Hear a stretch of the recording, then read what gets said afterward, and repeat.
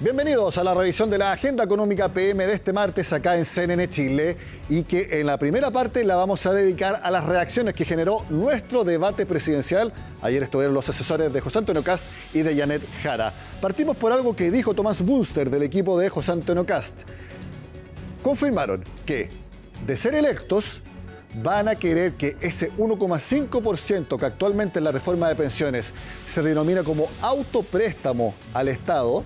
Bueno, ellos quieren que ese 1,5% vaya a las cuentas individuales.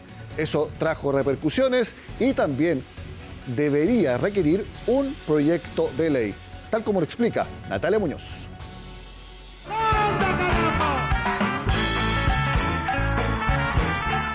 La aprobación de la reforma de pensiones, acuerdo que celebró con baile la candidata presidencial Janet Jara, pero podría cambiar si es que resulta electo José Antonio Kast. Nosotros lo único que hemos propuesto es reemplazar esa cotización por un aporte en una magnitud equivalente directamente con cargo a los ingresos de la nación, mejorando así las tasas de reemplazo de todos aquellos cotizantes que van a verse forzados a prestarle al FAP. ¿Y ese 1,5 se reduce o se suma a las cuentas individuales? Ese 1,5 se mantiene como cotización, que se va a las cuentas individuales de los trabajadores. En vez de írselo a prestar obligatoriamente al Estado, se va a sus cuentas. El factor solidario de la reforma de pensiones pasaría a la cuenta individual, es decir, el 1,5%. Así lo confirmó el vocero económico de José Antonio Kast en el debate de este lunes en Agenda Económica, lo que no cayó bien a la contraparte. Lo que está aquí en discusión básicamente es el 1,5% de préstamo. Ahora, eso, oponerse a eso es oponerse a toda la historia de la reforma de las AFP. Entonces, decir de que esto es una estafa, de que esto es robarle a la gente, de que esto no reconoce los derechos de las personas o los intereses financieros de las personas, es simplemente distorsionar la realidad. Este 1,5% adicional específicamente se creó para entregar un aporte mensual a los pensionados, 0,1 UF por cada año cotizados, con un tope de 2,5 UF mensuales, lo que equivale a 25 años de cotizaciones. Financiamiento que tuvo consenso en el Congreso, gracias al acuerdo con la mesa técnica, oficialismo y Chile Vamos, del que se restó republicanos. Es una medida que va en contra de lo que se aprobó en la reforma previsional, que se aprobó con una amplia mayoría parlamentaria. Cambiar eso, bueno, a lo mejor es darse un gusto ideológico, pero eso le va a agregar 10 puntos del PIB a la deuda pública. El objetivo del préstamo es financiar la garantía por años cotizados y también el componente que se llama el bono tabla. Es lo que va a hacer el seguro social y que lo va a administrar el Fondo Autónomo de Protección Previsional. Esas cotizaciones ya están entrando a este FAP y en enero hay que empezar a pagarlo. Esos recursos tienen que salir de alguna parte. Beneficio que se comenzará a pagar en enero a más de 1 millón de pensionados y que buscará equiparar las pensiones y brechas entre mujeres y hombres. Efectivamente, lo que va a pasar en enero es que las mujeres que cotizaron 10 años o más van a tener un aumento en sus pensiones todos los meses, no un bono. Por ejemplo, si cotizó 10 años, 1 UF más todos los meses. Si cotizó 20 años, 2 UF más todos los meses, hasta 2,5 UF.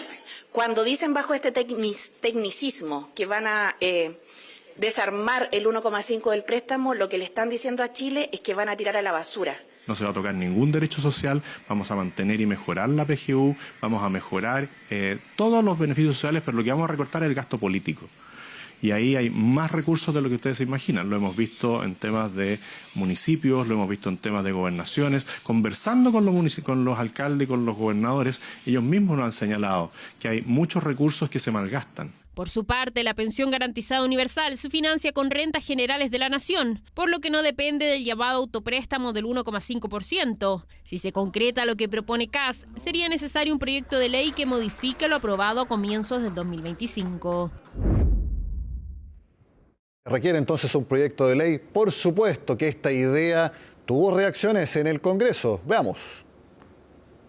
A ellos no les gusta la PGU, no les gusta la solidaridad, ni intergeneracional, que es lo que quieren desarmar, ni ningún pilar solidario, que es lo que instaló la presidenta Bachelet.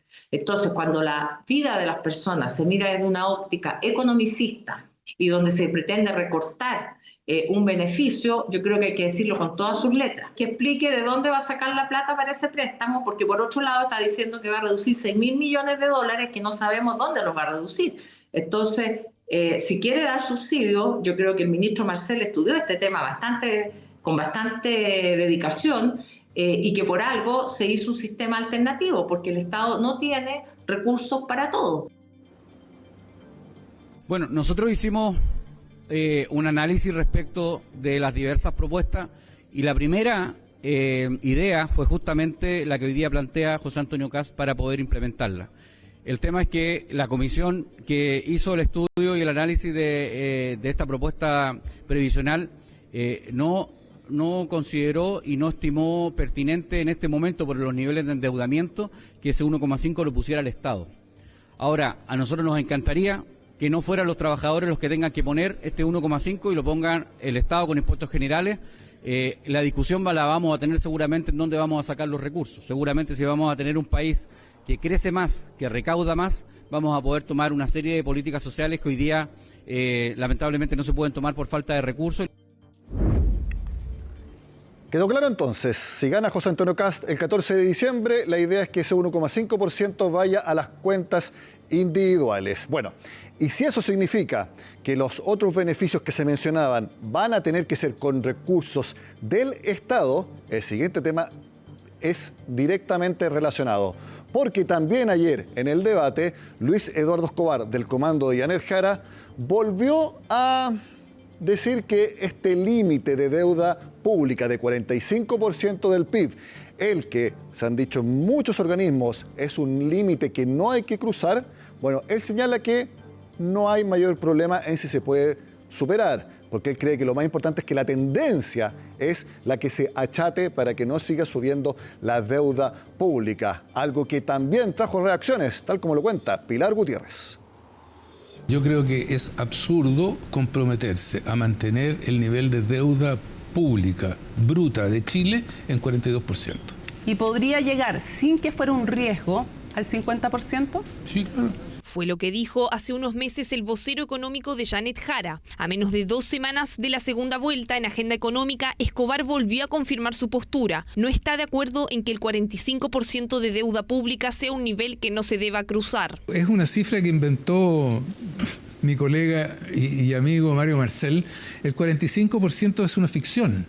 Como cualquier número que uno inventa porque le pareció que era un límite que le dejaba espacio. Para nosotros es mucho más importante salvaguardar la calidad de inversión de la deuda pública chilena, porque eso asegura la tasa de interés para el resto de la economía. Y si eso es 44, si es 46% del PIB, ya veremos. El aludido Marcel, quien siguió esta regla durante buena parte de la administración actual, no se sintió criticado por Escobar. O sea, yo no siento que lo pongan entredicho. Obviamente no hay como una norma que uno pueda extraer de un libro, de una fórmula que dé exactamente el 45%.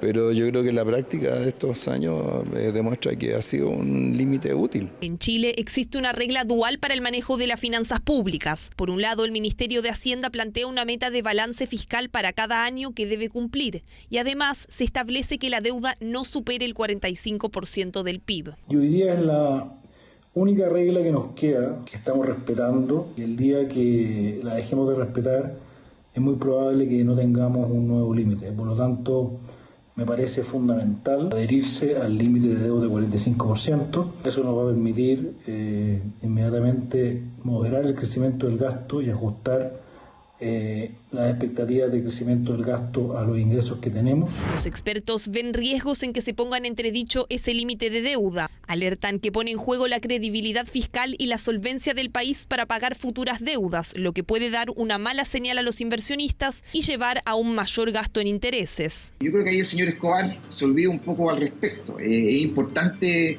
dar una tranquilidad a los mercados de que nuestro sistema fiscal es solvente financieramente en el largo plazo y que vamos a poder pagar nuestras deudas en el largo plazo.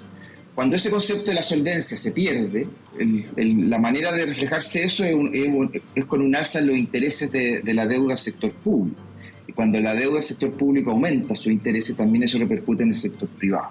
Además, sostienen que puede impactar en la calificación crediticia de Chile hacia adelante, afectando las posibilidades de financiamiento. Lleva consecuencias en términos de disminuir la probabilidad de que la política fiscal se mantenga en términos de sostenibilidad, y eso tiene efectos en el rating soberano del país y el costo de financiamiento del gobierno y de la economía como un todo. ¿Pero ese 45 sería un límite prudente entonces, ven ustedes? Es prudente, realmente es prudente, sobre todo por la categoría. Si el gobierno puede mantener una deuda en términos de PIB por debajo del 45%, probablemente la clasificación va a ser estable. La deuda bruta del gobierno está en 42,7% del PIB. El Consejo Fiscal Autónomo ha encendido las alarmas por el riesgo de superar el 45% hacia adelante. Habrá que ver si un eventual gobierno de Janet Jara toma en cuenta esos límites. Por ahora, a su principal asesor no le preocupa superarlo.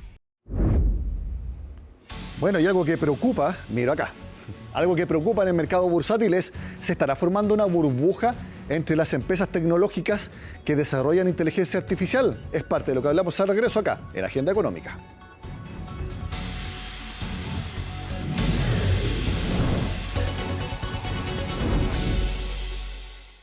Desde hace algunas semanas, la palabra burbuja se está comentando mucho en el mercado bursátil en torno a las verdaderas valorizaciones que tienen las empresas tecnológicas y que han centrado en la inteligencia artificial algunos números espectaculares. ¿Es realmente una burbuja la que se está enfrentando ahora o simplemente lo que están valiendo las empresas está correcto? Es lo que hablamos en nuestro comentario de todas las semanas con Diego Bobadilla, que es el Head de Portfolio Solutions en BTG Pactual. Bienvenido, Diego, a Agenda Económica. Encantado, Nico. A ver, en opinión de BTG, ¿hay una burbuja entre las acciones tecnológicas que centran su actuar en la inteligencia artificial? No. La verdad que dentro de las distintas métricas que se revisan para ver si las variaciones son demasiado exuberantes, y la comparación está al 2000, ¿cierto? Hasta la última burbuja, que fue la de las .com, ir haciendo las comparaciones punto por punto, la cantidad de caja que tienen las compañías tecnológicas, la cantidad de inversión que están llevando a cabo, los flujos de caja generales, cómo están yendo las expectativas de ingresos para los próximos meses. La verdad que es muy menor que ese tiempo, en que realmente había una expectativa muy grande de lo que se iba a recibir a futuro por esta revolución tecnológica. Hoy día hay algo similar, no vamos a decir que las cosas están baratas, vamos a entrar en eso, pero es dista todavía de ese escenario. Por lo tanto, la respuesta rápida sería un no. Claro, porque a principios del año 2000, hace ya 25 años, la burbuja de las .com hizo, por ejemplo, que el Standard & Poor's llegara a perder hasta 80% de su valor. No perder, sino que bajara su valor. Eso después se recuperó, pero ese peligro está latente y ese recuerdo ha vuelto a aflorar con lo que está sucediendo ahora con estas tecnológicas. Sí, y en particular las tecnológicas son una parte, pero lo que también ocurre es que las acciones a nivel global o de mercados desarrollados están con valorizaciones altas, ¿sí? O sea, valen muchas veces lo que las compañías están ganando en los próximos años. Y en particular las compañías tecnológicas siempre están arriba en eso porque crecen más, ¿cierto? Entonces, como van creciendo, si yo las compro hoy día, a medida que va pasando el tiempo, entre comillas, se van poniendo más baratas porque se van agrandando. Y la real duda hoy día es efectivamente cómo se va a monetizar estos desarrollos que se están implementando dentro de la inteligencia artificial, pero en distintas áreas de las compañías tecnológicas, ¿cierto? Porque hay distintas categorías, están los que fabrican los chips, están los que después ya nosotros utilizamos como software directo y luego otras usabilidades más abajo. Nosotros hace algunos días conversamos con un ejecutivo de NVIDIA en la división Empresas para América Latina y le hice la misma pregunta. ¿Cómo ustedes explican o convencen al mercado de que lo que sucede con la valorización de NVIDIA no es una burbuja? Y él mencionaba que las proyecciones que tienen a futuro, por ejemplo, si en el último trimestre registrado tuvieron ingresos por 57.000 millones de dólares, para el trimestre actual esperan que sean 62.000 millones. Y él decía que esto no son proyecciones, no son cálculos hechos por algún algoritmo, sino que son los pagos que ya están asegurados a futuro debido a los contratos que tienen firmados. ¿Te parece que esa es una explicación que sustenta entonces que lo que se vive ahora no es una burbuja? O sea, en el corto plazo efectivamente hay una relación con respecto a cuánto están vendiendo las compañías a firme, ¿sí? Entonces en eso la plata está ingresando. Pero hay dos consideraciones. La primera está en cuánto el mercado puede realmente estimar ciertas cosas y cómo se van desarrollando hacia adelante. Normalmente la visibilidad es hacia pocos meses, pero por eso que el mercado está tan pendiente de cuando hay cambios en eso y vienen reacciones muy importantes. Cuando una compañía reporta sus resultados, los entrega y luego le ofrece al mercado un guidance, una guía de cómo sigue la cosa hacia adelante. Y muchas veces es esa guía la que mueve los mercados y que va cambiando.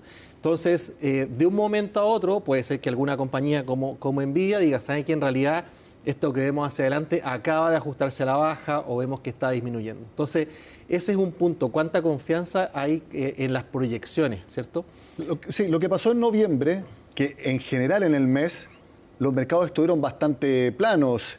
El S&P, si no me equivoco, subió apenas 0,1%, lo mismo que el Eurostoxx en Europa. Fue un mes muy tranquilo, pero que también tuvo días en que hubo fuertes caídas, para un día normal, fuertes caídas, y está este miedo de la burbuja. Sin embargo, hay otros analistas que dicen no, que noviembre fue un mes de una corrección necesaria. ¿Tú lo catalogas también así? Más bien fue una pequeña pausa dentro del nerviosismo, porque no hay corrección, no ha bajado nada. Como tú bien decías, rentó un 0,1% en que finalmente logró subir o recuperar lo que había perdido en la última semana. Y volvimos un poco al punto que estábamos. La verdad que no hay mucha diferencia en una variación que cerramos en octubre, por lo tanto, todos estos riesgos siguen latentes. Tú mencionabas el caso de Nvidia, que dentro del mundo tecnológico vende un producto físico. Ellos hacen estos chips y los venden. Pero luego hay otras formas de monetización. Hay otras compañías que les compran estos chips, por ejemplo, Google, Microsoft, para hacer desarrollos y luego esos desarrollos generan servicios y venden esos servicios. Entonces después está la duda, ¿cómo yo proyecto la usabilidad de esos servicios o poder cobrarlo? Hay otras compañías, por ejemplo, Adobe y otras que entregan procesamientos de imágenes con inteligencia artificial que no han logrado monetizar. Entonces hay mucho de eso, duda de cómo yo voy a lograr finalmente generar un retorno. Y eso es una cosa que se va desarrollando día a día y que el mercado la está monitoreando. Diego, te quiero invitar a que veamos un despacho desde Las Vegas, Estados Unidos, porque se está realizando el Summit anual de Amazon Web Services, que es parte de estas firmas tecnológicas en las que se está viendo si es o no una burbuja. Quiero que veamos ese despacho y luego comentes lo que se está hablando y también qué es lo que te están preguntando los clientes respecto a las tecnológicas. Veamos el despacho de Isel Guerra desde Las Vegas. Hola, ¿cómo están? CNN Chile está aquí en Las Vegas para asistir al gigantesco evento de Amazon Web Services Reinvent 2025. El foco ha estado puesto durante esta jornada y sin duda lo seguirá haciendo durante esta semana de inteligencia artificial. La VP o la vicepresidenta de Amazon Web Services para la TAM, Paula Belicia, señalaba hoy, es un momento histórico el que se está viviendo actualmente respecto de las transformaciones y de las diferentes oportunidades que tienen las naciones de nuestra región.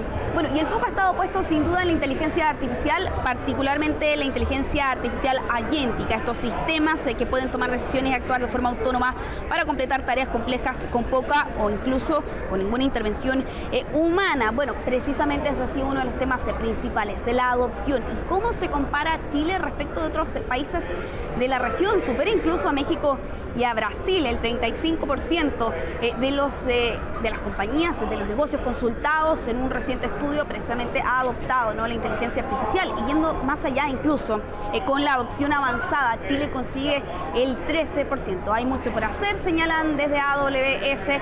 Ha enfrentado también, por cierto, algunas dificultades en la adopción de la inteligencia artificial, dificultad de conocimiento, también la situación regulatoria. Se habla, ¿no?, de una cierta incertidumbre, pero de todas formas, por cierto, Chile destaca respecto de otras naciones de nuestra región. Teniendo en cuenta además que se vienen las elecciones en nuestro país, sin duda ha sido una de las preguntas que les hemos podido realizar, ¿no?, a las principales figuras de AWS en nuestra región. Hoy, sin duda, hay una situación que señalaban, ¿no?, desde AWS, es transversal a los diferentes gobiernos que han estado en el poder en nuestro país. ¿Qué señalaron? Por ejemplo, Juan Pablo Esteves, director de América Latina Sur de AWS, y Felipe Ramírez, country manager de AWS en Chile, Hacemos a revisar parte de esas declaraciones que le concedieron a CNN Chile. En distintas áreas yo te diría que Chile está jugando un rol destacado. En una que recuerdo ahora, por ejemplo, tiene que ver con la incorporación que tuvo en el año 2000, que se espera que tenga en el año 2025, respecto a las compañías que se incorporan al mundo de la inteligencia artificial, que fue de un 35%. El año pasado fue de un 26%. Eso significa que hay un aumento de también un 35% respecto al año pasado. Y eso para que tú tengas un orden de magnitud, eso significa que hoy día en Chile, cada 5 minutos se incorpora una nueva compañía al mundo de la inteligencia artificial. Y eso en comparación con esos 3 países que vimos, con esos 2 adicionales, la verdad que Chile está muy bien desde ese punto de vista. Nosotros estamos comprometidos con los países y con los ciudadanos. Y colaboramos abiertamente con los gobiernos que cada país elige en cada momento de su historia. Lo cual para nosotros el compromiso y este tipo de inversiones a largo plazo son para muchos distintos gobiernos, la realidad son para el país en sí mismo. Esa es nuestra mirada de largo plazo, se ha mantenido así a lo largo de nuestra historia. Bueno, y aquí en Las Vegas también hemos tenido la oportunidad de poder ver en terreno precisamente algunos de los trabajos y de los esfuerzos que han estado haciendo diferentes compañías en colaboración con Amazon Web Services durante todo este tiempo. Destaca sin duda Moxie, ¿no? Este robot que está destinado principalmente para las labores realizadas en los hospitales y en las clínicas, una ayuda y un aporte, señalaban también allí los directivos precisamente de esta compañía, que está ligada, por ejemplo, a proveer asistencia a enfermeras, también en médicos, entregando medicinas, pudiendo recorrer incluso los pasillos de los hospitales. Ha sido lo único que hemos podido ver aquí en nuestra visita hasta el Reinvent en Las Vegas. También Robcot es un robot que puede operar para empresas manufactureras, así como también Agent, un robot que utiliza energía solar, que es principalmente destinado sin duda a la agricultura. Puede diferenciar entre la maleza, también allí los cultivos, y que es otro de los objetos de los robots que se han robado las miradas aquí en Las Vegas, en el Reinvent de Amazon Web Service 2025. Vamos a estar durante esta semana entregándole también mayores antecedentes y todas las novedades que están ocurriendo aquí en Las Vegas. Yo estuve ahí el año pasado, hemos ido varios años seguidos como equipo de Agenda Económica. Son más o menos 60.000 personas las que van únicamente a este evento de Amazon Web Services. Eso habla de la magnitud de la empresa. Y te quiero preguntar si los clientes de ustedes en BTG les preguntan directamente por cómo invertir en Amazon Web Services, en Nvidia, en Oracle, en Alphabet, que es la matriz de Google. ¿Hacen ese tipo de preguntas y están invirtiendo? O sea, más bien lo que preguntan son en formas generales, como lo que conversábamos de las burbujas, por ejemplo, o darles ejemplo de cómo se divide el mercado y explicación de cómo conviven, ¿cierto? Porque pareciera que es una masa que hacen todos lo mismo, pero ahí veíamos en el video, hay cosas que hacen robots para la industria hospitalaria, otros que hacen servicios para las empresas, etcétera. Entonces, es un ecosistema muy amplio. Entonces, muchas veces nos piden que lo desgranemos o que categoricemos las distintas compañías. Y luego, obviamente, estas preguntas de, bueno, ¿han rentado mucho? ¿Les puede quedar? Esas son las típicas preguntas que nos hacen. ¿Cómo responden? Porque ahí dependen de los guidance que digan las empresas, por ejemplo, en este tipo de eventos.